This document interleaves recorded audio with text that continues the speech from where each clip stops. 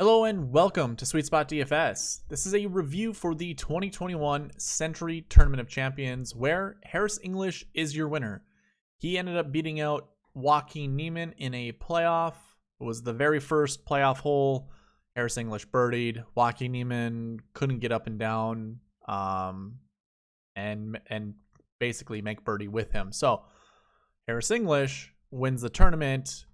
Both of them would not have qualified for this tournament if it wasn't for COVID. Neither one of them had won a tournament the year prior. Therefore, they wouldn't have been invited to this tournament for this year. So kind of an interesting little tidbit there, but I have no problem with it, to be honest. I'm kind of glad that Harris English finally won. He'd been knocking on the door for a long while, actually. You know, since, the swing season, he had a really good finish at the US Open. He'd been playing some pretty good golf, so I have no issue with him winning this tournament, despite not truly being qualified for this tournament. But either way, not a big deal to me. What I'm going to cover in this video is basically go over. I like to always start with the results and recap, and then kind of go to a $1 GPP, although I play in the $5 GPP this week. Let's put it this way. Whatever highest entry fee GPP I'm in, we're going to compare that against the optimal lineup and just see if perhaps we could have taken it down and how could we have taken it down. And then basically I'll go over the preview, kind of like a recap of the preview to see how well that video compared to the results. Also, we'll do the same thing for course fit and then also salary. I'm going to try to keep it a little short. We're going to always try to keep it short, but I'm going to try more so during this one than say previous ones. You can see timestamps in the description. I do have chapter mode enabled, so the little red progress bar, you can see how it's split up. If you're on desktop, just hover the mouse around it. If you're on mobile, you're going to have to click and hold on the red progress bar and scroll up and down to see, what parts I'm covering, which parts you want to just skip to. It'll all be at your fingertips. Okay, let's go ahead and get into this. So I have the results up. Harris English won at 25 under. We kind of already talked about it. Now, I had said during the preview, I kind of expect the score to be around 21 under. One of the biggest, let's put it this way. First of all, there really wasn't any inclement weather. So the winds weren't very high. There was no precipitation, nothing like that. So scoring conditions were optimal. With that being said, I also have been realizing scores have been really low since COVID started. And I would take a psychological route on that and say it's probably to do because there's not a lot of crowds. I know Justin Thomas was talking about this at the beginning of the week. Basically, when you go out there, it had a lot to do for him, his inability to close. On Sunday, he's used to having to just score 2 under, 3 under to win a tournament, but now he's got to go low. And he thinks a lot of it has to do with no one really has the nerves to play on a Sunday like they used to. Now, that could just be, words that he's saying to make himself feel better or whatever, but I kind of would side with him. I'd agree with him because the lows have been really low, or not the lows. The scores have been really low. And I think a lot of it contributes to that, but I also would say we really haven't had, terrible weather days on tour. Especially since the restart for COVID since June. So I think a lot of that has something to play with it. But either way, 25, it was a scoring fest. For the longest time, the difference between 32nd place and, say, 4th place was 2 or 3 shots. So really finishing points at that moment in time really mattered. But we'll break that down too. We'll go into DraftKings points and really look to see, did finishing position really matter?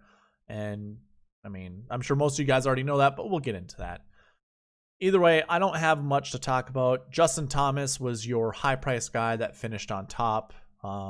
beating out Xander Schauffele, Dustin Johnson, Bryson DeChambeau, John Rahm. So JT was definitely your 10K and above golfer you wanted to play. But we can still, again, we'll go into the optimal lineup. Let's just do it right now. Might as well. So you can find this on my recent form page. I do have DK points. Let's go ahead and put a filter on it so we can actually go through this pretty easy. The $1 GPP winning lineup, not the $1, the $5, I'm sorry. Got to update that. So the $5 GPP, I forget what it's called. Drive the Green, I think. Drive the Green. Nope. Okay. So the $5 GPP lineup, the winning lineup had Harris English, Ryan Palmer, Joaquin Niemann, Justin Thomas, Sungjae Im, and Lanto Griffin. They scored 798 points. That's pretty high. I think I had once, I don't remember what tournament I think it was the Quarter Arcade, had like, at one point in time, actually no, I think it was this one, had over 800 points. I think it was 808. And I bet you it was when there was a tie for first, like a bunch of people tied for first. I shouldn't say a bunch, but like 3 people tied for first. It's interesting to see the points come back. But obviously there can only be one winner. So even if there were 2 people there, that makes sense. When Joaquin Niemann was tied with Harris English, it was 808. Could have figured that one out. But either way, 798 was the winning lineup for that GPP, but it was not the optimal lineup.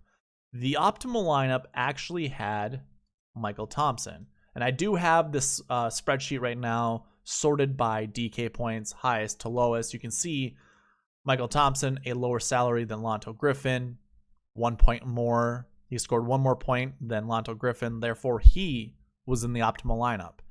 And the optimal lineup was $799. The $5 GPP winning lineup was $798. The GPP lineup used 49,800, so left 200 on the table. The optimal was 49,400 and left 600 on the table. So, you know, this is another one of those events, and I can't remember the last limited field event, but usually the general consensus for a lot of experts around, especially those that do podcasts, tell you this is a perfect optimal time to leave money on the table. Well, I don't know if I totally agree with that. So in 2021, the optimal lineup again, 49,400. In 2020, it was 50,000. In 2019, it was 49,004. So history would tell us that you don't leave a lot of money on the table when it comes to creating these lineups. And really, you can even ask Chad Eckert from the Fantasy Golf Pod. Him and I talk about this quite a bit. Really, what we've noticed, what we've been observing is there's no reason, not a big reason to leave a lot of money on the table. It's just doesn't pan out. We've seen too many winning GPP lineups around that $50,000 mark. Not a lot of people go down. And really, I think there was an optimal lineup, I think during the Zozo or whatever, it was like 44,000, something like that. So you had to leave $6,000 on the table. No one's doing that. And I think at that time, the winning lineup was around 50,000. So I would say don't worry about leaving money on the table. Just play your favorite players or who you think are the best fits, basically. So this is the GPP, the conclusion of the GPP winning lineup versus the optimal lineup. Very close, very close. You could have still won the $5. I mean, there was still a lineup out there that would have beat the winning lineup. Nobody obviously had it. So I did pretty well in this tournament. I ended up finishing 65th place, and that was good for $50. I only put a single bullet in it, so I only put $5. So that's a good 10 times return on investment. And I had Joaquin Niemann was doing well for me. I also played Ryan Palmer. I did not care about the chalk, nothing like that.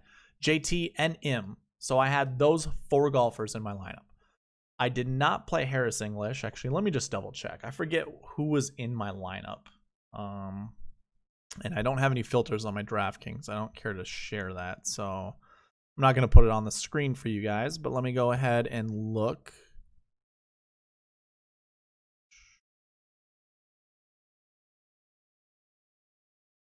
I also did pretty well on the showdown slate today too. Was 50th place on that, and I basically just had these same golfers. So the lineup I had, I was 64th place, and it was JT, Joaquin Niemann, Sung J M, Abraham Ancer, Sebastian Munoz, and Ryan Palmer. So really I had Abe Ancer and Sebastian Munoz instead of going with like a 6K golfer in either Michael Thompson or Lonto Griffin. And I ended up having Munoz, and Ancer should be, oh yeah, Ancer's right there. So unfortunately, I think Abraham Ancer parred hole 18, which is a par 5, as did Sebastian Munoz, as did Joaquin Niemann. So for me, it looked so good.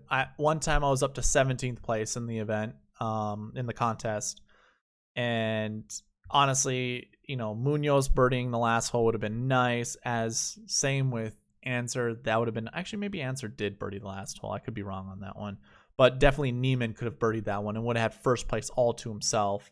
It also didn't help that Ryan Palmer kind of imploded, but he still scored the second most DraftKings points on the slate. And if Harris English didn't win, obviously you give 10 more points to Joaquin Niemann, I would have had number 1 and 2. So it would have helped me out quite a bit. Either way, the cookie didn't crumble that way. It was still fun. It was a good sweat. I mean, it wasn't like I didn't feel like it was a real sweat, but I kept seeing my lineup keep climbing the ladder. So it was pretty cool. Okay. What I want to talk about is the player pools that I created. So if you're with me in the strategy video, I'm going to bounce to this. I'm not going to wait to leave this to the end when I do talk about the strategy part of it.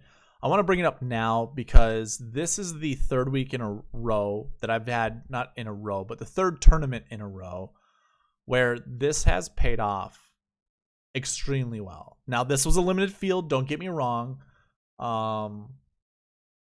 where it's just going to, I mean, if you look at all the pools, so we start here, you could start with everything positive, but the golfers that are in this positive off the tee, positive putting are also over into the everything positive pool. If we just scroll over, you can see each pool gets a little bit smaller, and we'll see that also when we have a full field event. So the Sony Open next week, we'll see this a little bit. But we did this during the RSM Classic. We also did this during the Mayakoba Golf Classic, and it still showed nearly the same thing. So basically, you can see on the top here, it's kind of my advice, whether or not, like how many times you should play a golfer from this group. Obviously, we start over here with positive off the tee, positive putting, and I say pick 1 to 2. And I go over here, pick 1 to 2. And then we go over here, again, it's pick 1 to 2, and then 0 to 1. Now, I would say this, as I've been doing this, these numbers have kind of changed, where this should be more or less 1 to 4. And this should be still around 1 to 2, but I've thought about moving it to 1 to 3. And as you can see, we see most of our, top 10 in this bucket. Obviously, it's a little bit bigger, so you could make the argument that volume alone gives it a better chance, but it's also positive off the tee, positive putting. These are your best golfers usually, so you could also make that argument. Regardless, it's a good reason to say, I'm not going to play Jon Rahm, or I'm not going to play Colin Morikawa.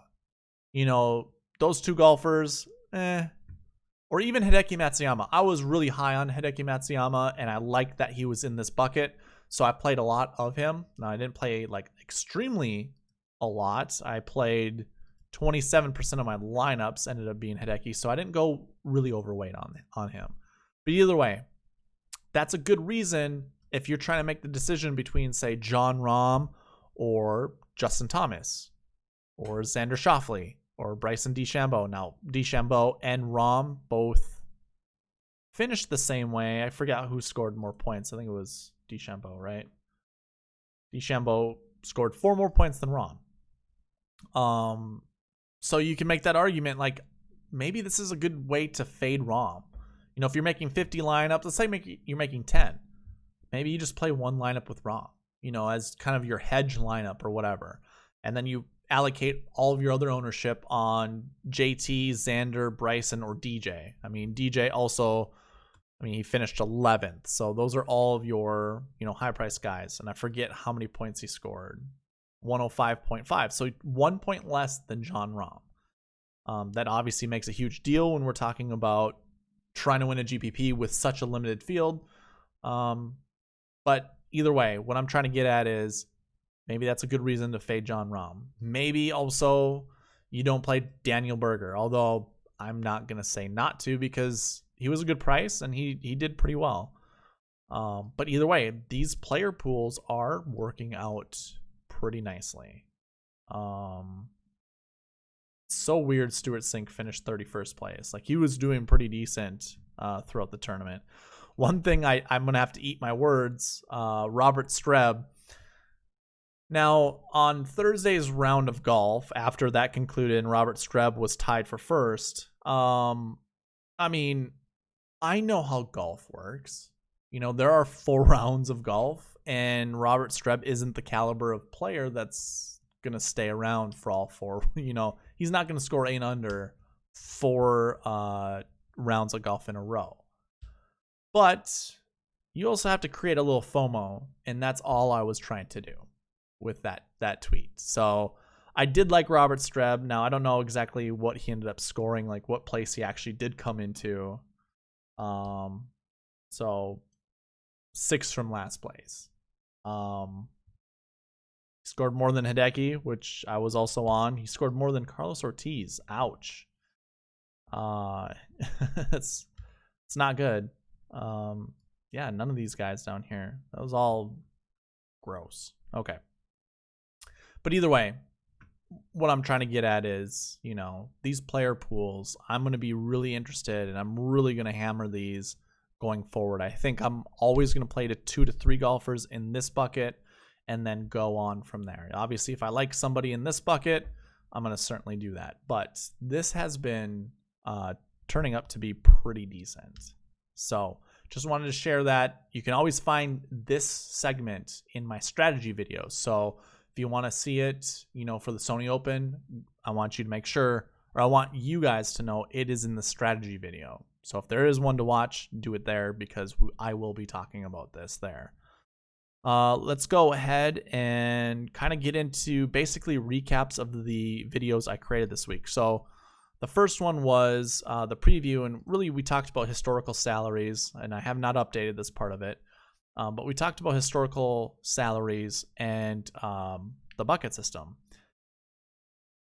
Bucket system will be pretty short, but when we look at salaries, what we kind of, concluded from it was we're going to see a lot of high-priced guys in the top 10. Now, is that true? Was that still true for this tournament? Sure, we had 10-7. Finished 3rd place. We had another 10, a couple other 10s, all within inside the top 10. So almost half of our golfers were over 10K. So yeah, it would. And if we're going to average all of these out, it actually ends up being 91.44. So if we go back to salaries, it doesn't change much. It's pretty much the same. What does that mean for you, or like, why is this important?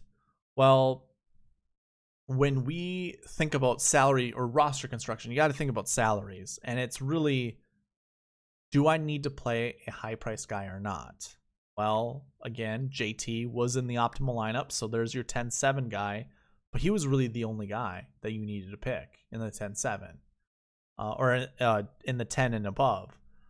Then it went to 8-7, 8-3, 8-2, 7, 6-5.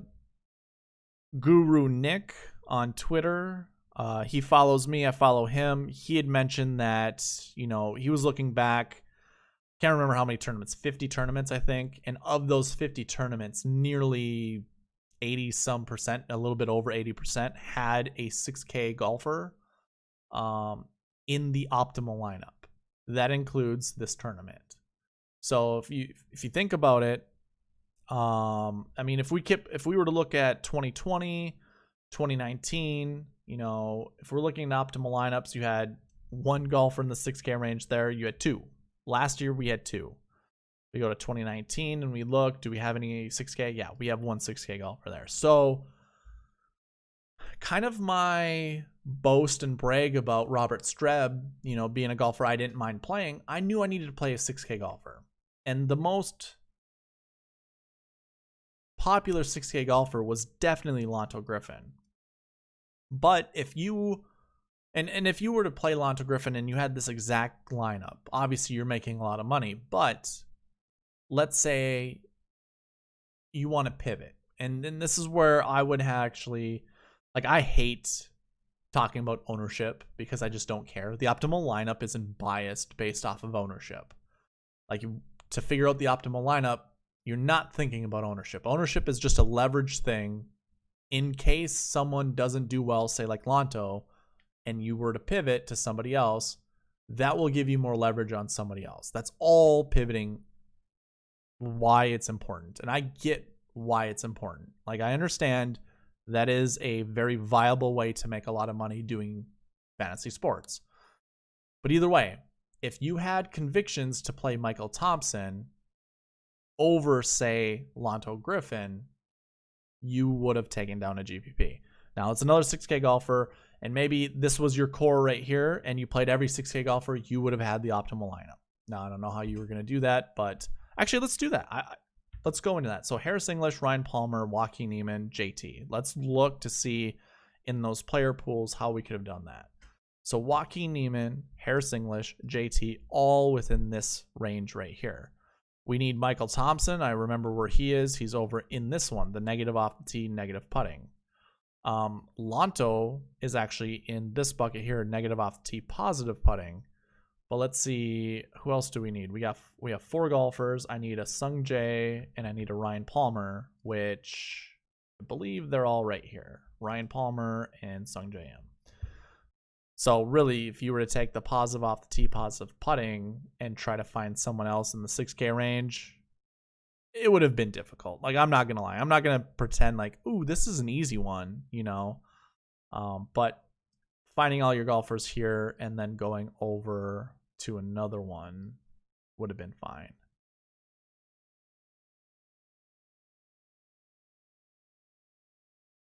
I'm just trying to look to see if, you know, even picking out of these buckets, if you could have gotten close to the optimal lineup.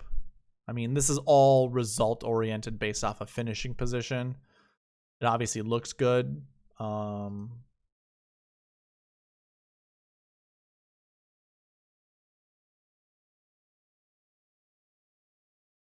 Yeah, I guess I don't.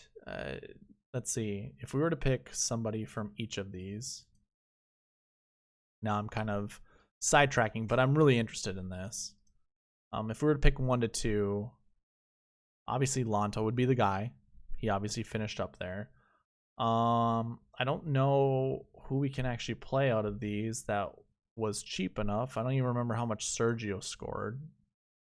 106. It's not terrible. So let's go ahead and go Sergio, Lonto. Because again, we're trying to pick 1 to 2 out of these. So we're going here Lonto, and then we're going Sergio, and then we could pick 3 of the other guys. Like, I don't think that's a big deal. So we obviously also have to keep. Okay, so 69, 77. We're going to need 1, 2, 3. That leaves us with 7,600. We can go Ryan Palmer. Perfect. That's 49,300. So basically, we have everyone already highlighted. Oh, I get it. Let's see. Go here.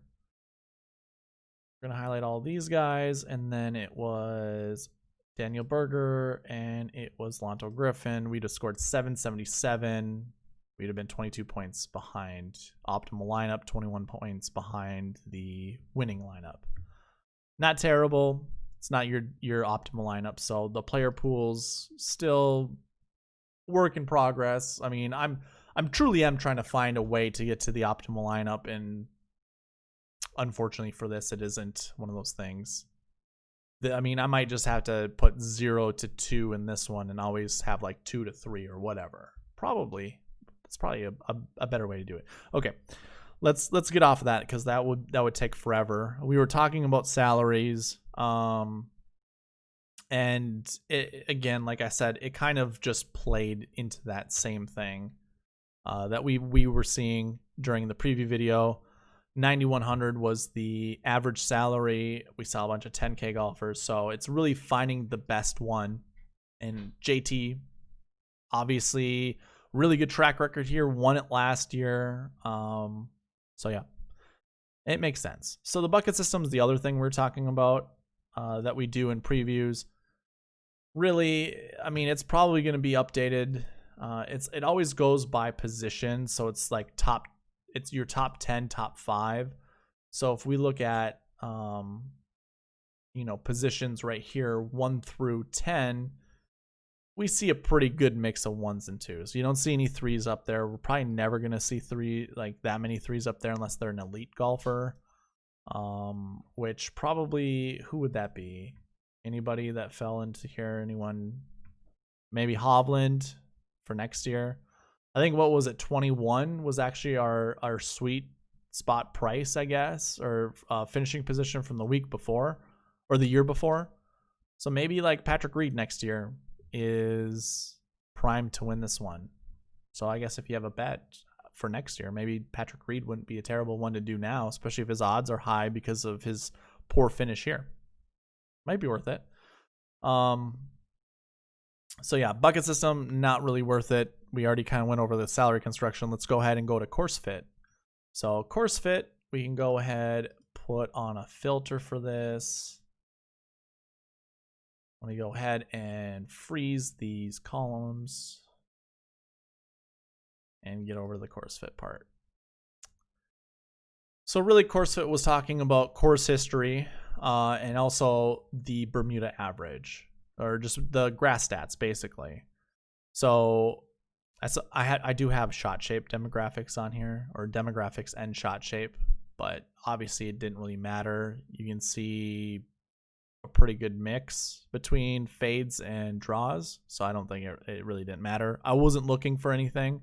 This course was wide open. It didn't require any shot shaping, really. And not really anything into the greens either. But looking at course history, now a big conversation topic was golfers who played this tournament for the first time typically do not do well at this tournament. And a lot of people made it a big case in their pre-analysis of the tournament. And it's really not terrible, because obviously if we look, there's a lot of golfers that finish near the bottom that don't have course history. And I know we talked a lot about this during the preview, but Sungjae Im being in the optimal lineup, you wouldn't have wanted to fade that completely. I will say this, I also wouldn't have anchored any of my lineups with golfers who had not played this golf course before, because course history to me will always matter. Golfers get basically 1 week to prep for this tournament, and it's really half of a week, especially if you played the week before. So you would get that Monday practice round, Tuesday practice round, and then a Wednesday pro-am. And that's the only time you see the golf course. And a lot of these golfers only play 9 holes each day because they're probably fine-tuning things more on the range, taking some time to rest, maybe finding a masseuse or anything like that to get their body right. So a lot of people, even during that course prep time, well, first of all, they don't have any tournament experience at this course, but also they're not getting familiar with a lot of the ins and out of the course. So course history, I mean, long story short, course history matters, and you can see everybody inside the top 10 except for Sungjae had course history. I don't think that's a surprise. I think that is, Sergio Garcia's won this tournament before. My data only goes back to 2013, so it's going to look like he doesn't have course history.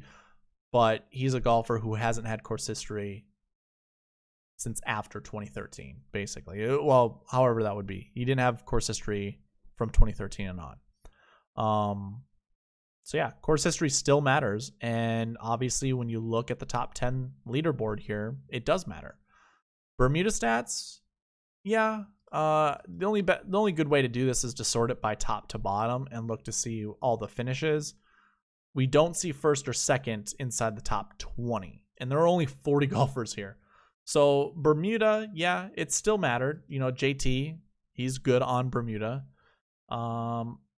The top 4 guys, not so much. They didn't show up at this tournament, not as we would have expected. So Bermuda, not the greatest. I mean, let's see here. Field average is 44.48. So Harris English was above field average. Joaquin Niemann was above field average. Everybody else underneath him, though, for the rest of the top 10, all of them were under. So obviously the majority of them good, but, you know, if you faded Harris English because he was below field average for overall Bermuda, you'd have lost out. You know, you would not have won any money if you would have done a complete fade on him. Same with Joaquin Niemann. But he did have a 5th place finish here last year. Obviously, he does well at this golf course. So that's another one. Another one I want to talk about, too, is Xander Schauffele. You know, had played this course really well in previous years. Had an 8.33 course history coming into this. 2nd last year, now a 5th. That'll bring this down just a little bit more. Same with JT. That'll bring it down just a little bit more. So, yeah. I mean, I'll be looking at these golfers for next year as well, because course history will matter some. Didn't really have a lot of, 2021 Bermuda events. I'm not really going to look too much into that. Top 10% Bermuda percentage, obviously it's pretty high for all of these golfers. If I was to sort from low to high. So we wanted to find some golfers with success, or we wanted to find golfers with some success at Bermuda. You can see how many of these, this is almost the whole bottom of the leaderboard. Golfers who do not have a great time on Bermuda. Crazy. Mackenzie Hughes, not a good, if you played him because he just looked like he had the better stats, then, not looking at Bermuda would have hurt you. Either way, I'm not going to continue on with any more of that. Let's just go right into the strategy recap of it. So a lot of the strategy revolved around those player pools and creating lineups based off of that. And obviously we already went through these player pools. What I kind of want to do is I created a summary, and it was of all the golfers who it's their strokes gained all the way through. Like if I were to open this back up, other than total, you can see every one of the golfers rounds 1 through 4, and then their total. So obviously if we total this up, the sum ends up being 3.42. Sorry, I had it on average down here with the Excel function. You guys can't see it, so I don't know why I'm doing this, but I'm just kind of verifying that all of these numbers actually match what that, the combined 4 rounds are. So let me go ahead and remove all of I'm not going to talk about all the rounds, but we'll talk about total. And I'm going to create a video somewhere in the future that's going to talk about strokes gained and kind of how they're overused and overrated. What we can do, though, when we look at this is try to determine, how these golfers did, like with their strokes gained metrics, how they went about having success at this tournament. And for Harris English, when we look at tee to green, that would be these stats combined. Off the tee, approach, and around the green, that equals that number there. You exclude putting from tee to green. And then you just, obviously, you add this and this, you will get strokes gained total. So Harris English won it with a putter. That means he was making a lot of 1 putts. That could either be for par, could be for birdie, it could be for eagle. But a lot of 1 putts led to him having that strokes gained putting as high as it was. it looks like nothing really hurt him. Like he was, anything above 0 is going to be good. So obviously his off the tee numbers, 2.57, good. Approach, 1, good. Now if we look at someone like JT wasn't really knocking any putts in, but he was still above, I think it's tour average. I don't think it's field average. Like it's not being compared against the field. It's just being compared against tour average. I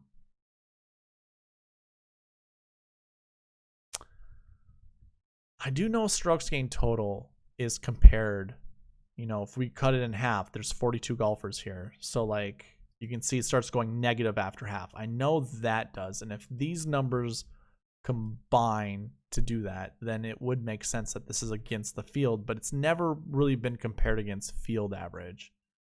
I'll have to look into that. I can't remember if it is or if it isn't, but it's got to be, right? Yeah. Either way, those numbers equal out to be themselves. So what I was getting at was JT, terrible off the tee. He probably found himself in a lot of trouble. Hitting, if you hit a 3-wood off the tee and it goes into the rough, you're going to lose a lot of strokes off the tee. So that is, I could see this being, field average because a lot of people bombed the driver this week. So either way, JT, not the greatest off the tee, but made it up with his approach shots, which means he was hitting wherever he was, hitting his shots close. Let's actually explain that. So this would make sense. These two numbers are probably always going to be opposite of each other. I was just looking at Sung Jae and it doesn't appear to be the same, but you look at everyone else, it's going to be opposite of each other. You're going to have one number way larger than the other. And with JT, this just says he was putting himself into some sketchy places, and then he would rescue himself with those irons. This 7.59 does mean that he was hitting the ball close to the hole, but it all depends on where he leaves his drive and then how close he hits his iron shot to the pin. That's where the strokes gained approach happens. So if he's in trouble off the tee all the time and he is able to hit some heroic shots onto the green, his approach stats are going to be amazing. Doesn't necessarily mean he's the best iron player that week. Obviously, he's really good, but still, if the off the tee stats aren't good, most likely it's because he put himself in some hairy situations and then was able to get himself out and provide himself a really good opportunity of making birdie. His putting stats also, if this meant he was hitting fairways and green like really close, that means his putting would probably be way worse. But I'm thinking he just got himself to some really bad situations and was able to pull off the iron shot, gain strokes approach, and not lose anything putting because he was still too far away from the hole to really hurt himself with his putting stats. So I hope that makes sense. That was probably, I really needed to describe it that way. But either way, that's how we can see when it comes to his success at this tournament. Just wasn't really good with the driver. And it appears Joaquin Niemann was the same way. Not really good with the driver. But I'm not going to do a full analysis. I just wanted to talk about a few of those things. So going forward, I am going to really heavily rely on these strokes gained buckets. That's what I end up calling them now. These are strokes gained buckets. And it has everything to do with off the tee and putting, because those are the two stats that I find to be the biggest. Is if you're good with off the tee, I think that gives you confidence going into the next tournament. And the same thing applies with putting. If your putting is hot or it's just, obviously in the positive, just above, I think that's also helpful. So both of those two stats, I think, give you the most confidence. I don't think this is going to give JT confidence, nor do I think this will give Niemann confidence. Most people are reliant on their driver, and if their driver kind of puts them off course, it's not going to give you a lot of confidence. Like, you're going to go to the driving range, try to fix it. Obviously, the iron shots for these guys here, more than gave them the best opportunity to do well at this tournament. Well, I shouldn't say that. It provided them the reason as to why they did well. You know, these three guys, squirrely off the tee, not so much Sungjae, but Sungjae can't putt. So obviously his irons, he got himself close. And that's actually how you would read this. Sungjae probably was down the middle, like almost every hole, and then put himself into some really good shots to make birdie, and then didn't make the putts. So really, Sungjae looks like he was playing really well, just couldn't get the putter to go. That's basically what that means. So if there was ever a reason to play Sungjae, obviously this is usually Sungjae's stat line, that's where you would go. But yeah, we're going to look at the player pools, get into these things because a lot of these stats matter and there's reasons behind them. Just come with me during the strategy videos and you'll find out why I like them.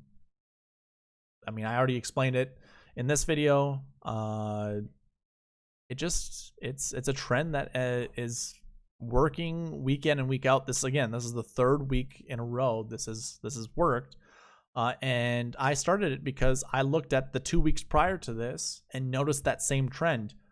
I didn't record it, but I could easily say this is 5 weeks in a row that this has worked.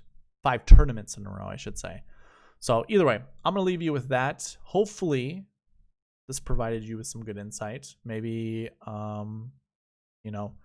looking at next year's tournament, we can, come back and use this as a little help as to what worked and what didn't. But with that, I will bid you adieu. Thank you for watching. Please leave a like, comment, and subscribe, and I will see you in the preview for the Sony Open either later tonight or tomorrow. All right, bye.